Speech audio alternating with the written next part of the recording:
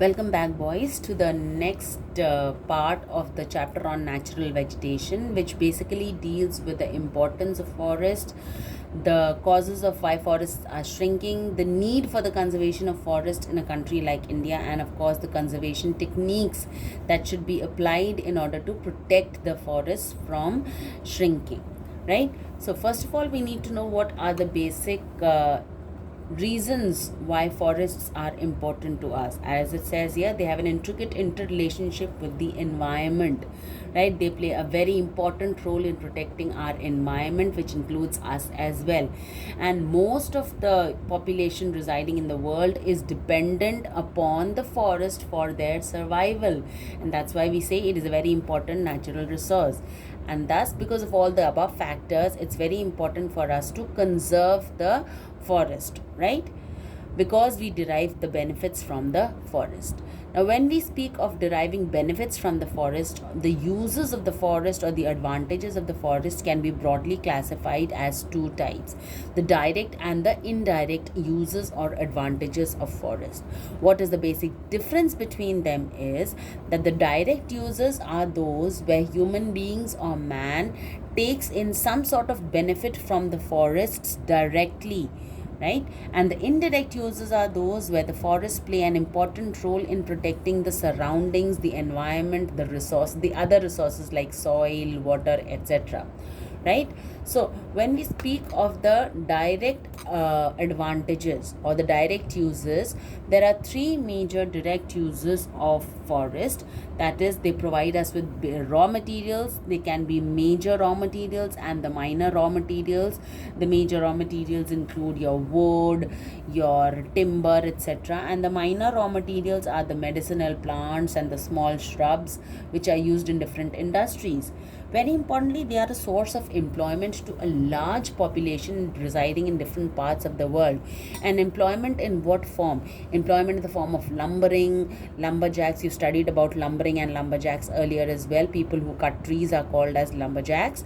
So the people like lumberjacks, they are involved in the occupation of forestry, right? Collection of forest product is also an important occupation. So the forests are an important source of employment to many people in the world.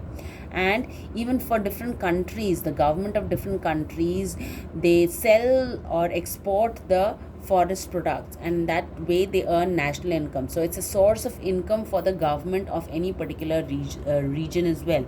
Therefore, one would say that these are the three major advantages, direct advantages of the forests. When let's come to the indirect advantages now. The indirect advantages include, most importantly, they are moderators of climate. Why? Because they control the precipitation in an area, the temperature, etc., in the area. How if the amount of trees or the vegetation cover is more, the transpiration will be more, hence the precipitation or the amount of rainfall will also be more. Temperature will be less in areas where there is dense vegetative cover. It plays a dominant role in the carbon cycle. Everyone knows that the trees use the carbon dioxide and therefore an important role in the carbon cycle. Then it controls pollution. Why? Because they are considered as air purifiers. You've studied it last year as well, that trees are considered as air purifiers. Why? Because they absorb the harmful gases that are there in the atmosphere. They control soil erosion. Now, how do they control soil erosion? Now, these are all reasoning questions as well, right? Questions like, why are trees planted around industrial areas? So this would be the answer, that they control atmospheric pollution. Then how do forests control soil erosion? The roots of the trees bind the soil together and thus control the soil erosion. Then they reduce floods as well. And how do they reduce floods? Not by binding the soil, but by reducing the velocity of the running water, right? Then they help in percolation of water. So if the soil is held, the water percolates down and thus it goes and joins the underground water table. And when the dead parts of the trees fall onto the ground, they mix up with the soil and form humus. And of course, lastly, which cannot be forgotten, they are a habitation or home to many animals and birds in the world. So these are all the indirect uses or advantages of forest. They can come as reasoning questions in your paper as well. Moving on. Now, we need to know that forests we know are important. We know that we derive uses from the forest. So, why do we actually need to conserve forest? We need to conserve forests because forests are shrinking on a large scale. And what is the cause forests are shrinking? Rapid population growth, because the population is growing, so the people need more food, for which agricultural land has to be there, for which people are cutting off trees. Large scale deforestation in order to make residential areas, in order to make industries. Large scale deforestation occurs. Then forests have been converted into pasture lands, overgrazing by animals. Shifting agriculture, especially in northeast India, shifting agriculture is practiced, as a result of which forests are reducing. The demand for timber, that is the demand for forest products, is increasing. That is why man is cutting forests day by day. Moving on, construction of multi-purpose river valley projects in many areas. If you see, whenever river valley projects are constructed, the surrounding forests are all cleared off. And forest fires, like if you see in Australia this year, the forest fires occurred, and that led to a large scale reduction in the forest in Australia. So these are the causes as to why forests are shrinking, especially in India as well. And because of these reasons, we need to conserve forests as well. And what are the methods now we need to undertake to conserve the forest? These are the measures of conservation we need to take up: increasing the area under forest, that is by large scale afforestation, stopping in the indiscriminate felling of trees, establishing corridors between different reserved forests. Alternate sources of energy should be used. Then laws should be made so that people who are into deforestation are punished for that.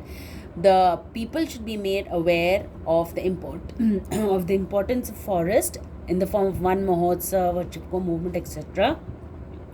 And of course, encouraging the efficient utilization of forest products, and the produce should be used and wood should be substituted with something else.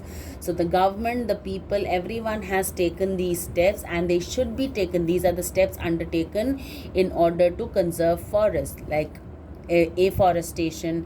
Now, when asked question, give measures to conserve forest, please do not write planting trees and then the second reason being afforestation. You will not get marks for this.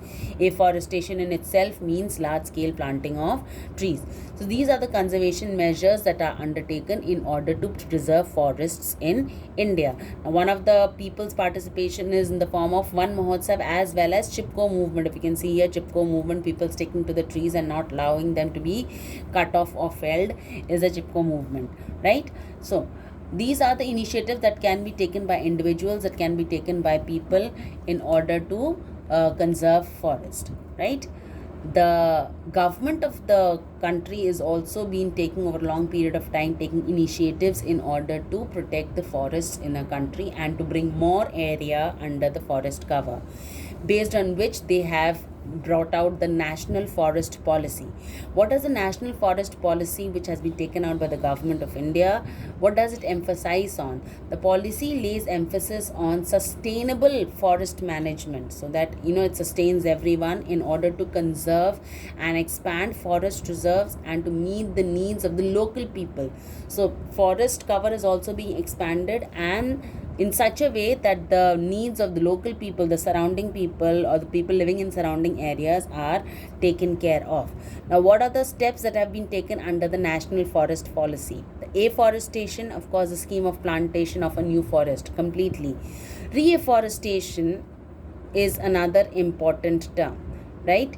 Reforestation means the restoration of forests by planting 2 saplings to replace 1 felled tree. It's not that we cannot make use of the forest. One has to make use of the forest by cutting the trees. But then reforestation has to be done where 2 saplings are to be planted in place of 1 felled tree.